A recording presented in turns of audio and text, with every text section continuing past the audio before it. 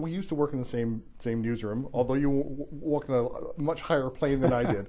The story that went around those days was that that your big break, as it were, was being the accountant to Anne Murray. Is that apocryphal? Or it's apocryphal, very much so, because I had Anne Murray was not even the first entertainment client that I had, and she certainly wasn't the first high-profile client I had. I guess from a public standpoint, the first big break I had was when Bobby Hull, Bobby Orr, and Glenn Hall became clients. And as I mentioned, Anne Murray, she was my third entertainment client. John Vickers, the opera singer, was a client, and Crowbar. So how's that for two extremes? They were clients. So when Anne Murray came on the scene, she sort of slid in the middle very nicely there. Yeah, I guess she would. The title riffs on it, How to Succeed at Business, and it actually has it, without even trying, I think, or really trying. Was that the book and the musical? Yeah, back in the 50s, actually, this musical, or book, actually, How to Succeed in Business Without Really Trying, which was satire, came out and was a mega million seller. A musical was made and a movie was made. And when I decided to write a book on success, I thought that because my success was in the business world, that I would play on that.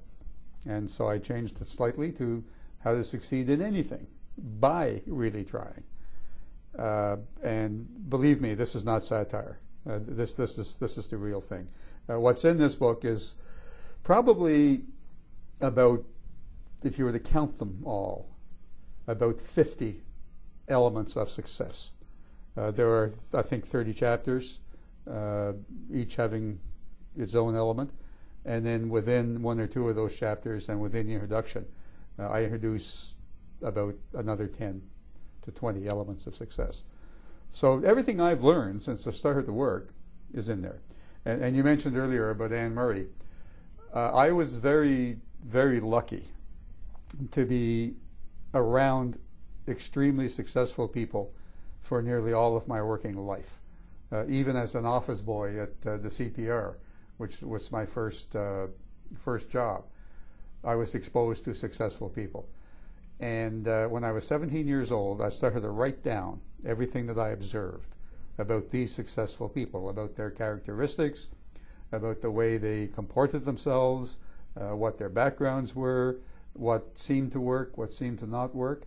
And what's in this book, How to Succeed in Anything by Really Trying, is a distillation of all those things that I wrote down. Because you still have that binder full of I still stuff. have that binder full of stuff. As a matter of fact, that's what I call it, my stuff binder.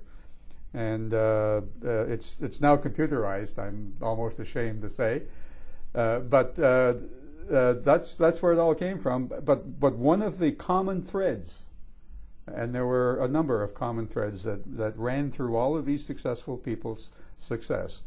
One of them, and I think probably the most important one, was they all worked damn hard. And I have an example of Anne Murray in there where she was playing the second show on the last night of a 3-week engagement in Las Vegas. And I was in the dressing room. And what's she doing? She's rehearsing Snowbird. Snowbird was like her big, how many thousands of times has that poor woman sung that song? 10,000. But she wasn't happy with the way that it had gone in the previous show. So there she is. Practicing. She's rehearsing it. Snowbird. So if she can do that, how do the rest of us think we can get along without rehearsing, without working hard, without trying hard? It reminds me of Tiger Woods still out there on driving range, driving balls. Well, another example in the book is Al MacInnis. No relation, but I'm told that every summer he would shoot 10,000 pucks. I think he had an old tire up against the barn door or something like that. And, if he hit the center, it was a goal, and if it hit the rim, it was an assist, and so on. But again, trying hard. Give me one thing that someone should stop doing that they've been doing, and one thing that they should start doing right now to get more successful? Well, the thing that they should stop doing, that they're doing, is anything that's having a negative impact on their lives. And I don't care what it is.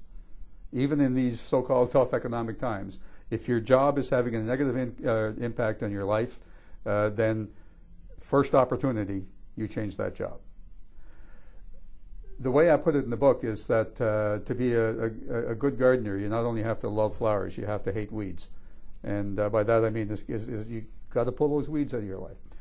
The thing that you should be doing, that you're not, is just think about it for a little while and answer this question. What one thing that if I did it would have an extremely positive impact on my life? What is that one thing? Well, when you get that answer, do it. The book is How to Succeed in Anything by Really Trying. I've been speaking with the author Lyman MacInnis, and How to Succeed in Anything by Really Trying is published by Random House of Canada.